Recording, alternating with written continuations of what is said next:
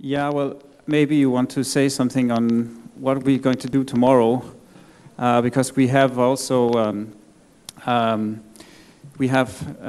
youth movement. We have people here who are partly working with us, who are new people who have known us for a long time, but we need really to defend our citizenship of our nations, and we can very quickly establish that we contact our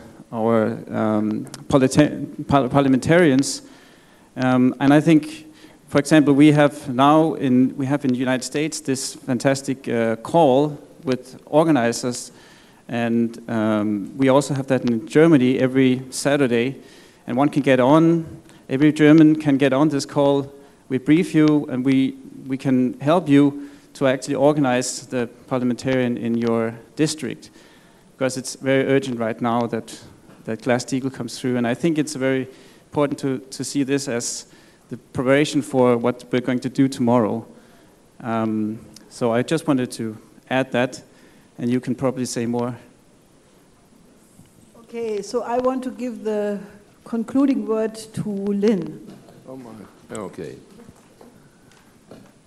The most thing I desire the most from all of you, and many people beyond, is to cease having confidence in what happened yesterday.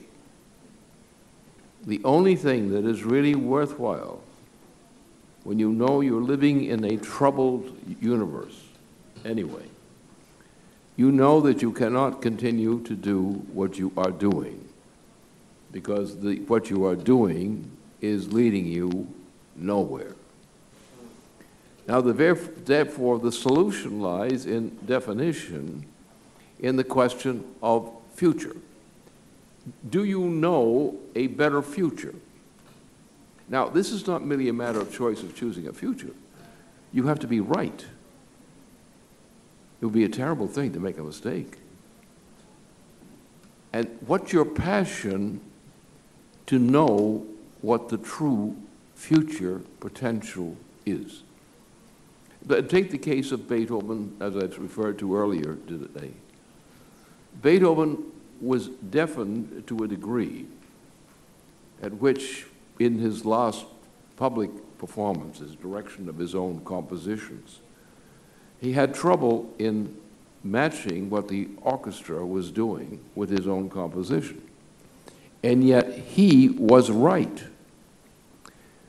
And the reason was that this man was composing brilliantly in terms of composition of ideas. He was at the acme of his capability and still inspiring people. And yet he could not hear. And yet he had been deaf for years. And his past ability to hear was disappearing all along. And yet in this precise period, this man's mind was doing the greatest creation that he ever did before. Therefore, the thing that's important about human beings and what's bad about them in their performance is they believe in sense perception. They believe in the sense perception that has been heard, or the sense perception they wish to hear immediately, without forgetting recklessly, forgetting what the actual future might be.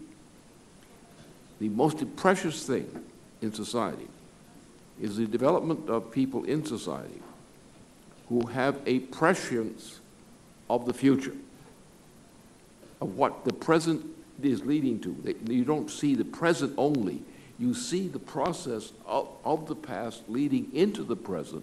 Now, can you know what the future is going to bring? Now, I've done this repeatedly. Other people, who are usually exceptional people, have done the same thing. To see, I've often said, and been right, when I said 5 years from now is about the limit before this new development is going to occur. It could be more or less, but it's in those kinds of ranges. I've often prophesied in the sense of ranges, and I've been right. Now, this is the same principle that you see demonstrated by all great composers. All great composers. The principle is foresee the future by seeing a better quality of idea, of importance of idea in the future at a relatively greater distance. This is most essential because otherwise, how can you judge what you should do with your life or do for humanity during your life? How can you prove that that choice was not a waste of time? That your whole life is a waste of time because you didn't know the idea you should have been able to know. And that's what makes all creativity. You can, if you really understood Shakespeare's performances in drama, a good performance of Shakespeare, you come into the same thing. You realize that you are gradually foreseeing the future development within that drama. All great musical opera, classical opera, the same thing, classical song, the same thing. The opera is useful for this process because it does involve a lapse of time. Can you foresee the irony of what's going to happen in the future in that drama, on a classical drama? Can you apply that ability to a real life experience? Well, I'm telling you, man is perfectly capable of doing that. It's a species capability of the human being. It's what makes the difference between a human being and a beast. And you all have possession to it.